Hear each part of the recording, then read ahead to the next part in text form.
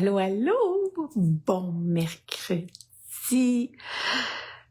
J'avais tellement hâte de te retrouver ici pour ce projet Cap sur l'écriture. Sonia Soleil, complice du déploiement créatif pour le gardien de phare et les éditions Un million de rêves, on s'est sûrement déjà croisés. Merci d'être ici pour notre deuxième rendez-vous. En fait, on peut dire que c'est le premier parce qu'on démarre officiellement cette aventure ensemble. Je t'ai demandé, selon toi, quel est le plus grand frein? Il n'y a rien de scientifique là, mais c'est ce qu'on observe avec toutes les personnes qu'on a croisées ou accompagnées. Quel est le plus grand frein? Qu'est-ce qui fait en sorte qu'une personne abandonne son projet d'écriture ou ne va pas jusqu'au bout? Il y en a plusieurs, c'est certain, mais il y en a un qui est tellement grand, qui est tellement lourd, qui vient influencer beaucoup le processus. C'est le doute. Le doute qu'on peut y arriver, le doute que notre projet vaut la peine, le doute, ça nuit à la confiance, ça démotive, ça nous amène à procrastiner. J'ai vécu ce doute-là dans la dernière semaine. Oui.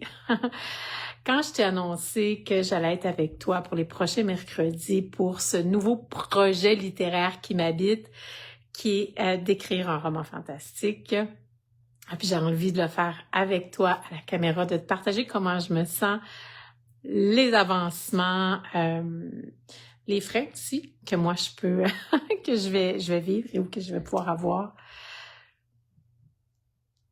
Et ça a été clairement le doute. Et là, j'ai vu vraiment toutes les personnes que j'ai accompagnées et que j'accompagne maintenant qui vivent exactement ça.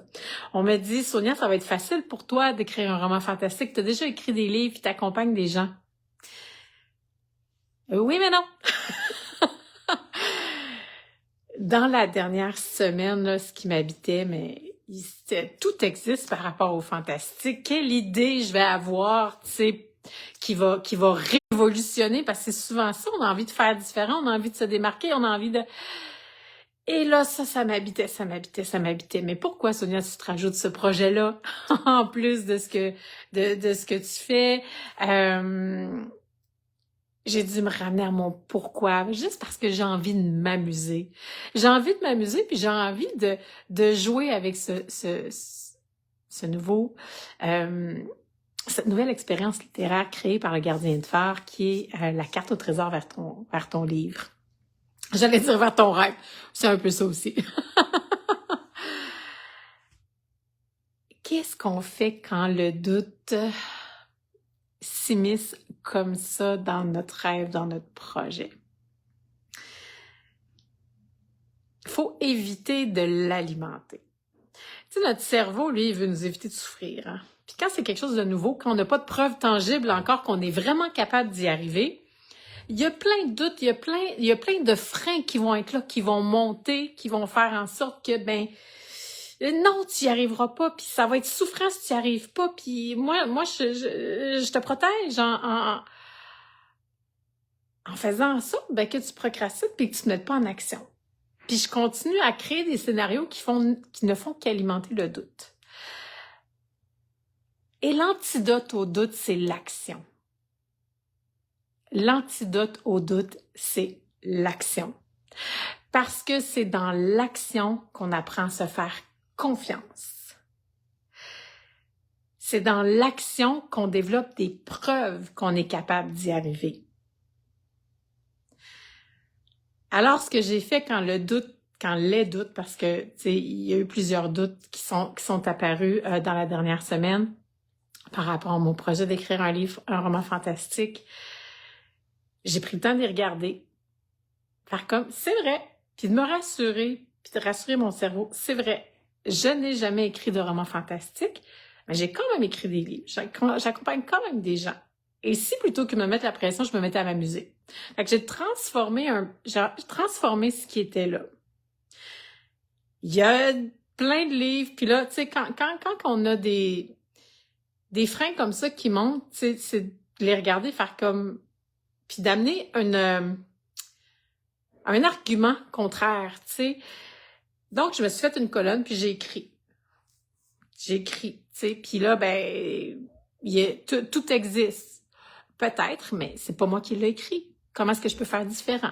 Alors là, tu sais, juste de me permettre de jouer comme ça avec l'opposé de ce qui montait, puis venir nourrir un discours qui allait m'élever puis qui allait me permettre d'avancer. Donc, j'ai fait ça dans la dernière semaine aussi, puis j'ai regardé là où est-ce que je procrastinais. Parce que parfois, on a l'impression d'être en action, ce que j'appelle la procrastination. La procrastination. Mais en sorte, ce ne sont pas des actions payantes qui nous rapprochent vraiment de ce qu'on devrait faire ou de ce qu'on doit faire pour notre projet. Moi, je me suis dit, ben, puisque j'écris un roman fantastique, ben, je vais me baigner dans l'univers fantastique. Je vais écouter des films, je vais lire des livres, puis tout ça. C'est pas mauvais, mais je ne suis pas assise. Durant ce temps-là, je n'étais pas assise pour écrire. Est-ce que tu me suis? Puis je t'invite vraiment à faire le pont, le parallèle avec soit que ce soit un de tes projets littéraires ou tout autre projet. Puis, en fait, je fais une parenthèse. Là, c'est entre toi puis moi. Ça a quand même été intéressant parce que j'ai choisi un nouveau livre, celui-là qui est... j'ai pas regardé les avis, rien de ça. C'est pas mauvais comme livre fantastique. Mais c'est un peu un livre fantastique à la 50 Shades. Oups! Non, Marie-Belle, à la 50 Shades, ouais, of Grey. Si t'as lu, tu vas savoir de quoi je parle. C'est pas de ta mon... Je pensais pas que ça se faisait dans le roman fantastique. Mais c'est venu confirmer que non, clairement que ça allait pas être mon genre de livre que j'allais écrire. OK? C'était pas tout mauvais.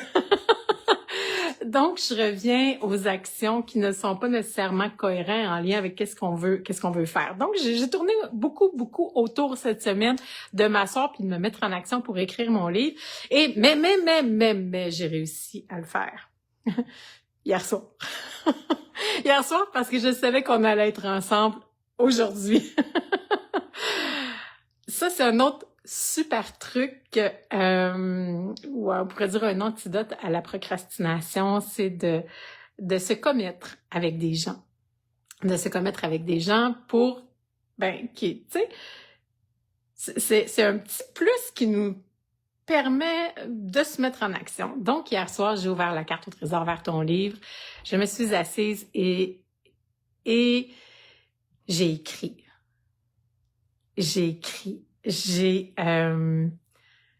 visité un peu cet univers-là. C'est pas encore clair, bien évidemment. Puis ça aussi, c'est une belle leçon. Souvent, on doute parce qu'on n'a pas tout le portrait général de ce qu'on veut écrire. Mais c'est OK. C'est OK. L'idée, c'est d'avoir une cible, d'avoir un objectif, de le décortiquer en action et de faire chacune des petites actions qui va tranquillement éclaircir le chemin et dissiper les doutes qu'on peut avoir.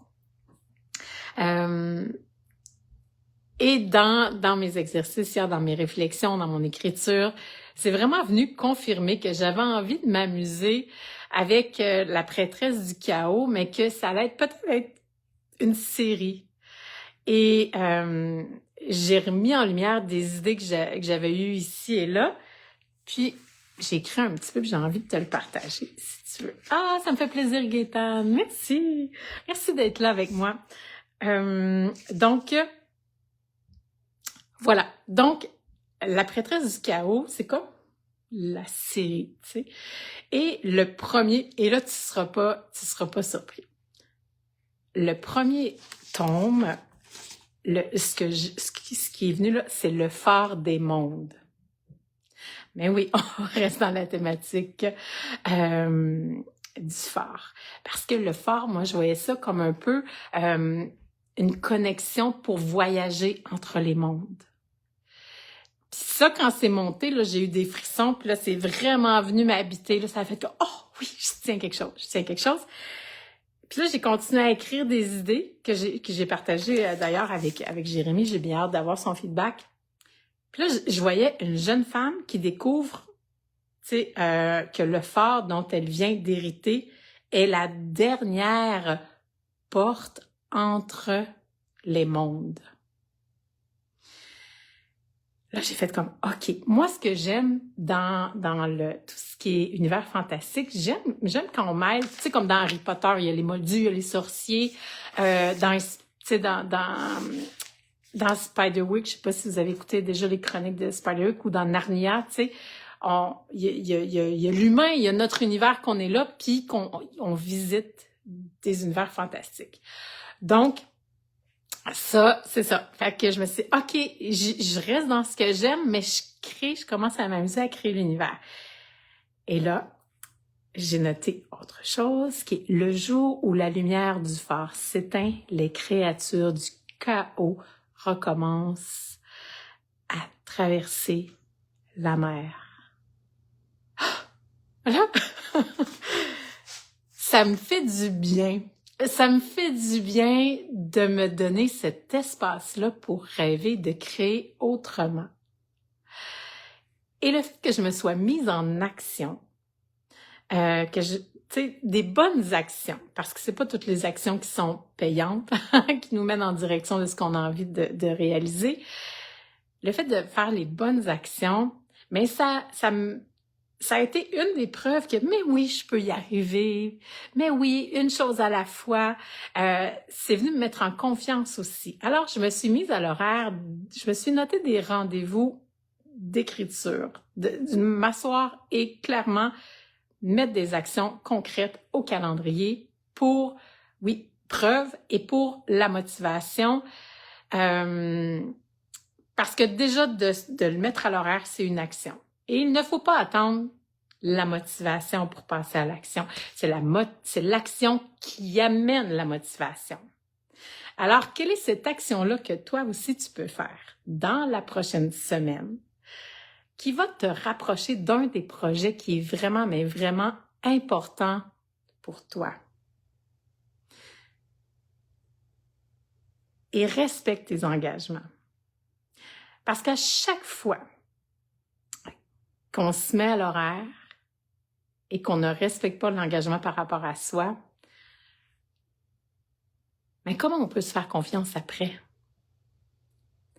Alors, si tu veux gagner en confiance, diminuer les doutes, commence par tenir tes engagements, respecte chacune des petites actions que tu mets en place, du moins au mieux que tu peux, sans attendre que tout soit parfait.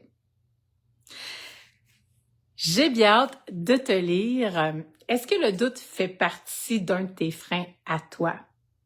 Sinon, lequel de ces freins tu peux mettre en lumière pour te permettre d'observer, de changer le focus et de faire les choses qui vont te permettre surtout de te réaliser pleinement. Je te dis à la semaine prochaine pour la suite de cette superbe aventure. Merci tellement d'être là. Et je te dis à très bientôt. Ciao!